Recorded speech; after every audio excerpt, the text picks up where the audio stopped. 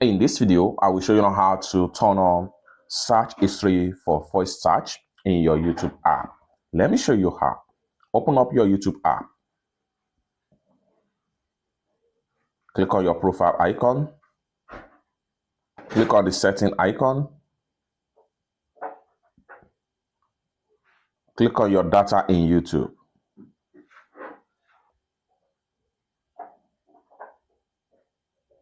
Scroll down right here. Continue to scroll down until you get to YouTube voice search. What you need to do is to click on here now. And this is going to pump up right here. Scroll down right here and then go ahead and click on here to check this. And this is going to pump up. Scroll down right here and then go ahead and click on turn on. Setting is on. The next thing you want to do is to go ahead and click on got it.